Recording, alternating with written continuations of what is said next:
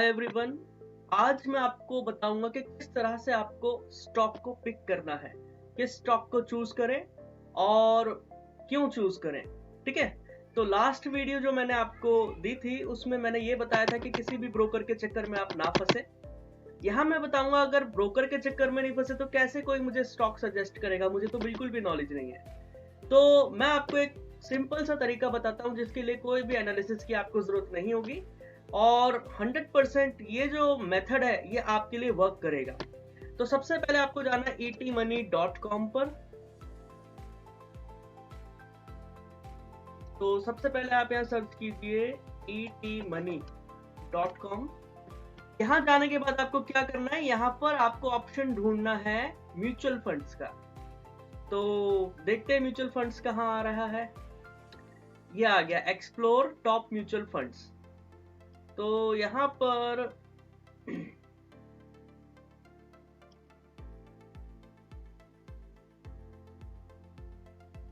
एक second, explore top mutual funds पर हम गए और इस पर जाने के बाद हमें इक्विटी फंड्स पर जाना है, लॉन्ग टर्म इक्विटी फंड्स। ठीक है भाई, हम इस पर चलते हैं। अब इसमें भी हमें लार्ज कैप में जाना है।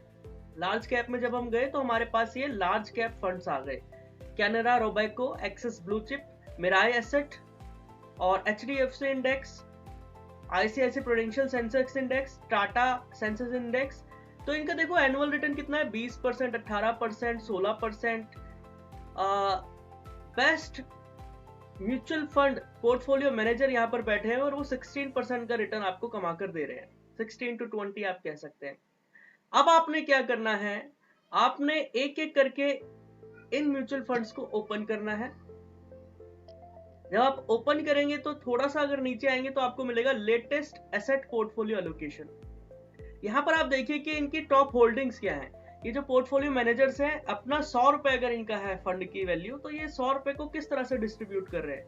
तो आपको मिलेगा यहाँ देखो, लार्ज कैप में इन्होंने पैसा लगाया क्योंकि मैंने लार्ज कैप म्यूचुअल फंड लिए हैं। 7% इन्फोसिस में है, 7% HDFC में, 7% ICICI बैंक में और 5% रिलायंस में है। सारी होल्डिंग्स देखनी है तो आप ये लिस्ट देख सकते हो, सी ऑल होल्डिंग्स पर। HDFC कॉर्पोरेशन लिमिटेड में इन्होंने पैसा डाला है, रिलायंस इंडस्ट्री में डाला है, बजाज फाइनेंस में डाला है, एक्सिस बैंक में डाला है, लार्सन एंड टर्बो में डाला है। इसी तरह से आपको क्या करना है, अब बैक जाना है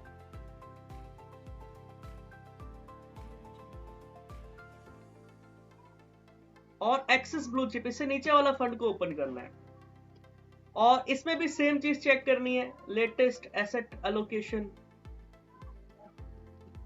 आप क्या देखोगे, इसकी टॉप स्टॉक होल्डिंग में इन्फोसिस जो वहां पर भी था यहां पर भी है, बजाज फाइनेंस जो वहां पर भी था यहां पर भी, HDFC वहां पर भी था यहां पर भी है। इस तरह से Tata consultancy service, Bajaj finance, ICICI bank, HDFC corporation, Reliance industry limited, ये देखो रिपीट हो रहा है। इसका मतलब है कि 2 पोर्टफोलियो मैनेजर्स है और उनकी जो रिसर्च है वो यही कह रही है कि ये टॉप स्टॉक्स है जिसमें अच्छा खासा रिटर्न मिल सकता है। इसी तरह से हम क्या करेंगे, हम तीसरे म्यूचुअल फंड पर चलते हैं, मिराई एसेट लार्ज कैप। यहां जाने के बाद भी हमने वही काम करना है, थोड़ा नीचे आएंगे और एसेट एलोकेशन पर आएंगे और देखेंगे कि इन्होंने अपना पैसा कहां लगाया है। 10% इन्फोसिस में, 9% HDFC बैंक में, ICICI में, रिलायंस इंडस्ट्री में। आप देख रहे हो 40% के आसपास पैसा इनका ही नहीं टॉप 4-5 स्टॉक्स पे जा रहा है। तो आप समझ सकते हैं कि इनकी एक एक्सटेंसिव रिसर्च पूरी की पूरी इन्होंने की और उसके बाद इस डिसीजन पर ये पहुंचे कि ये जो स्टॉक्स है ये बेस्ट है for investment purpose, for long term. तो इसी तरह से आप क्या करेंगे, 4-5 म्यूचुअल फंड्स को देखेंगे और उसमें से कॉमन स्टॉक्स को उठाएंगे कि majority of money, mutual fund की मेजॉरिटी ऑफ मनी किस स्टॉक में वो लगा रहे हैं, और उन्हीं स्टॉक्स को चुनकर आप अपना एक पोर्टफोलियो बना सकते हैं। इसके लिए कोई आपको फंडामेंटल एनालिसिस और टेक्निकल एनालिसिस की जरूरत नहीं पड़ेगी और आपका एक अच्छा खासा पोर्टफोलियो तैयार हो जाएगा। हाँ, टाइम टू टाइम आप फिर से इन्हीं ब्लू चिप फंड्स को या म्यूचुअल फंड्स को रिवाइव करते रहिए कि क्या इन्होंने कहीं होल्डिंग में चेंज तो नहीं किए। अगर किए हैं तो आपको भी अपनी होल्डिंग्स में थोड़े बहुत चेंजेस कर लेने चाहिए अगर आपको एडिक्वेट रिटर्न मिल चुका है उस पर। आई होप आपके लिए वीडियो यूजफुल रही होगी। और कुछ अगर आपका कोई डाउट है तो आप मुझे कमेंट करके बताइए, उस पर आपको एक सोल्यूशन जरूर मिलेगा। Thank you.